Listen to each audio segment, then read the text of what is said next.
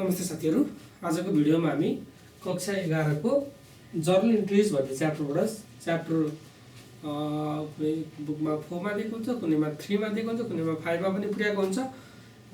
Journal इन्ट्रिज भन्ने च्याप्टरबाट हामी rules of debit and credit कसरी अकाउन्टलाई डेबिट गर्न सकिन्छ, कसरी अकाउन्टलाई क्रेडिट गर्न सकिन्छ भन्ने एउटा बेसिक रुल्स, यसलाई golden rules of debit and credit पनि भन्छ। एउटा ट्रेडिसनल मेथड र मोडर्न मेथडबाट पढ्छौँ। हेर्नुहोस्, rules of debit and credit, कुन अकाउन्टलाई डेबिट गर्ने र कुन अकाउन्टलाई क्रेडिट गर्ने। अकाउन्टमा के भन्छ भने each and every financial transaction has at least two parties. The first party is known as debit and the second party is known as credit. So we have to maintain the records of financial transactions by debiting one account and crediting another account. कुनै एउटा अकाउन्टलाई debit, कहिलेकाहीँ एउटा भन्दा बढी पनि हुन सक्छ, र एउटा कुनै अर्को अकाउन्टलाई क्रेडिट गरेर फाइनान्शियल ट्रान्ज्याक्सनको रेकर्ड राख्नुपर्ने हुन्छ। That is rules. त्यो चाहिँ अकाउन्टको के हो, प्रिन्सिपल नै हो। अब हेर्नुहोस्, सबभन्दा पहिला हामी छौँ ट्रेडिसनल मेथड। ट्रेडिसनल मेथडलाई हामी on the basis of account पनि भन्छौँ। On the basis of account, अकाउन्ट्सको बेसमा यसलाई हामी ट्रेडिसनल मेथड पनि भन्छौँ। ट्रेडिसनल मेथड पनि भनेर चिन्ने गर्छौँ। अब यसको रुल्स हेरौँ। यसको रुल्सले के भन्छ? नम्बर 1 मा छ, नम्बर 1 मा personal account. Personal account is a account which is related with individual person, organization or representative of the organization. यो इन्डिभिजुअल मान्छेसँग, कुनै एउटा अर्गनाइजेसनसँग रिलेटेड अकाउन्टलाई के भन्छ? Personal account. It is related with person or organisation.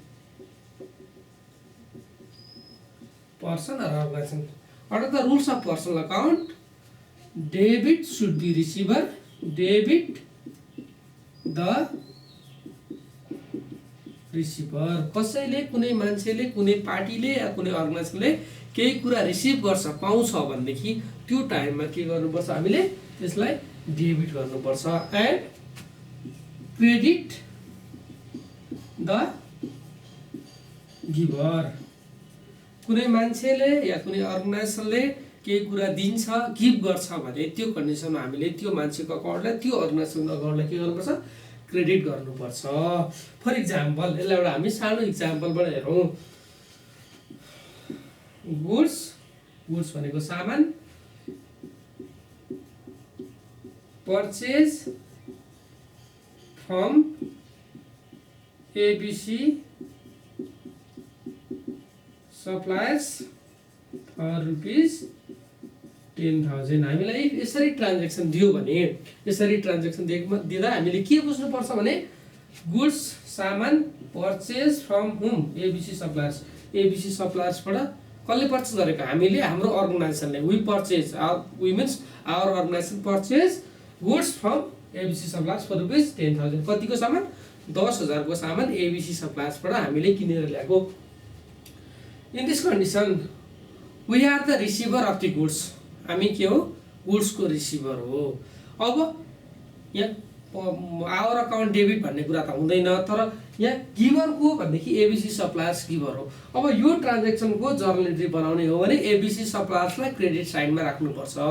ABC सप्लायर्सलाई credit साइडमा राख्नुपर्छ।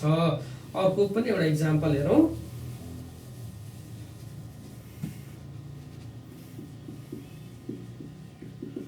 फर्निचर अफ ₹5,000 sold to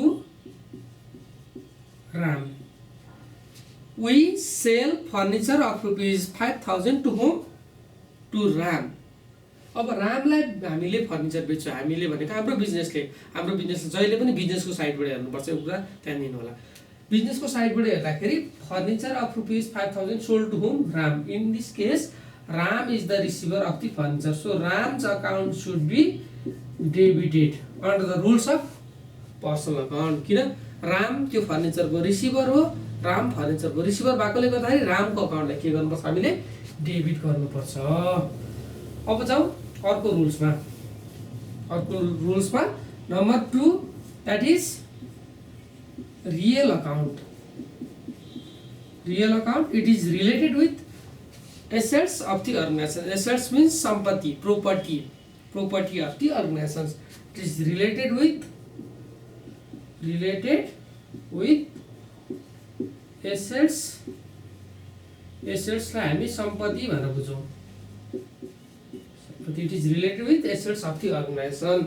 कुनै एउटा अर्गनाइजेसनको एसेट्ससँग, प्रोपर्टीसँग, जस्तै फर्निचर हुन्छ, ल्यान्ड एन्ड बिल्डिङ हुन्छ, भेहिकल हुन्छ, क्यास हुन्छ, ब्याङ्क ब्यालेन्स हुन्छ, यो सबै भनेको के हो? Assets of the organization. त्योसँग रिलेटेड अकाउन्ट हो भने यसको रुल्स छ what comes in debit, what comes in debit. If we in our organization anything comes in, we have to debit that account. For example, if organization purchase of furniture, at that moment furniture received in that organization, so furniture account should be debited. What comes in, जे कुरा आउँछ नि, जुन कुरा अर्गनाइजेसनमा in हुन्छ, what comes in, के कुरा आउँछ भने त्यसलाई के भन्छ हामी रियल अकाउन्टमा डेबिट गर्नुपर्छ। कुनै एसेट्स आउँछ भने and what goes out should be credit. If कुनै एसेट्स चाहिँ अर्गनाइजेसनबाट जान्छ, बाहिर जान्छ, आउट हुन्छ भने बाहिर जाने र आउट हुने कुरालाई हामी के गर्नुपर्छ? क्रेडिट गर्नुपर्छ। यसलाई पनि इक्जाम्पलबाट हेरौँ। For example machinery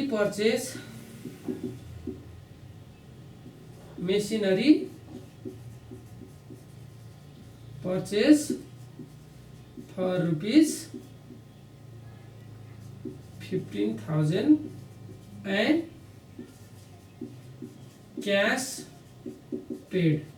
machinery purchase for rupees 15,000, 15,000 को मेसिनरी किन्यो भनेको कसले किन्यो? हाम्रो बिजनेस अर्गनाइजेसनले किन्यो। जस्तै हामीले किन्यो भने पनि भयो। We purchase machinery of rupees 15,000 and paid cash for that machinery. त्यो मेसिनरीको लागि के गर्यो? क्याश पेड गर्यो। In this case machinery comes in the organization, so it should be debited. यसको जर्नल एन्ट्री बनाउने हो भने अब के हुन्छ? मेसिनरी अकाउन्ट डेबिट, अनि under the rules of real account rules say what comes in debit, machinery comes in the organization, so it should be debited. And what goes out credit means if any item, any property goes out from the organization, it should be credited. In this case, we purchased machinery and paid cash of rupees 15,000. It means cash goes out from the organization, so cash account should be credited. Machinery account debit and cash account credit. This is the rule of real account. Let's come to the third one, that is nominal account. Number three, this nominal account. Nominal account, it is related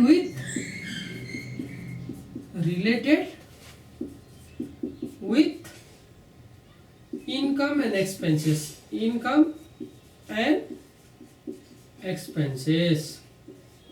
Income एउटा अर्गनाइजेसनको income आम्दानी र expenses खर्चसँग related अकाउन्टलाई के भन्छ? Nominal account भन्छ। Now rules of this account is all of the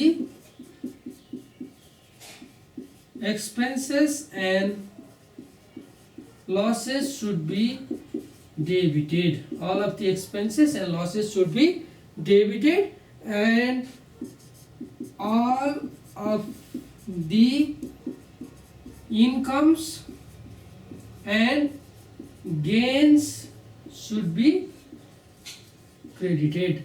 जति पनि इन्कम र गेन हुन्छ त्यसलाई क्रेडिट गर्ने, र जति पनि एक्सपेन्सेस र लसेस हुन्छ त्यो सबैलाई के गर्ने? हामीले डेबिट गर्ने। For example, if a organization paying salary of rupees 10,000 to the staffs for the particular month, कुनै एउटा महिनाको स्यालेरी स्टाफलाई तिरेको छ भने at that moment we have to debit salary account, because salary of the organization is the expenses of that organization. त्यो अर्गनाइजेसनको salary भनेको के हो? त्यो अर्गनाइजेसनको एक्सपेन्सेस हो, खर्च हो। So it should be debited.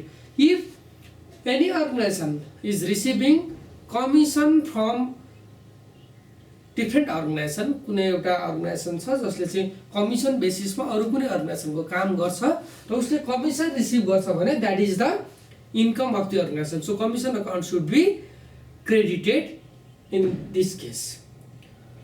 Now, on the basis of account or traditional method, there are three methods of debit and credit. The first one is personal account. It is related with person or organization. The rules of personal account is debit the receiver, credit the giver. जसले कुनै कुरा receive गर्छ उसलाई debit गर्ने, जसले कुनै कुरा दिन्छ गिफ्ट गर्छ उसलाई के गर्ने? क्रेडिट गर्ने। Then second one, real account. It is related with assets. केसँग रिलेटेड? सम्पत्ति। एसेट्स भनेको सम्पत्ति, प्रोपर्टीसँग related. If any assets comes in the organisation, what comes in debit? कुनै एसेट्स, कुनै सम्पत्ति, कुनै प्रोपर्टी अर्गनाइजेसनमा रिसिभ हुन्छ भने it should be debited. And if कुनै एसेट्स, कुनै प्रोपर्टी चाहिँ अर्गनाइजेसनबाट आउट हुन्छ, गोज आउट, अर्गनाइजेसनबाट आउट हुन्छ भनेदेखि त्यसलाई के गर्नु पर्यो? क्रेडिट गर्नु पर्यो। The third one is nominal account. Nominal account it is related with income and expenses of the organization. एउटा अर्गनाइजेसनको इन्कम र एक्सपेन्सेससँग रिलेटेड अकाउन्टलाई के भन्छ? Nominal account. Rules of nominal account is all the expenses and losses should be debited and all of the incomes and gains should be credited. Based on these three rules, we have to prepare journal entries of the organization. हामी traditional मेथडको बेसमा यही तीनटा रुललाई apply गरेर journal entries prepare गर्छौँ। अब हामी नेक्स्ट भिडियोमा हामी modern method on the basis of nature of the transactions हामी कुन अकाउन्टलाई कसरी डेबिट गर्ने, कुन अकाउन्टलाई कसरी क्रेडिट गर्ने भन्ने कुरा सिक्छौँ। आजको लागि यति नै। हस्, धन्यवाद।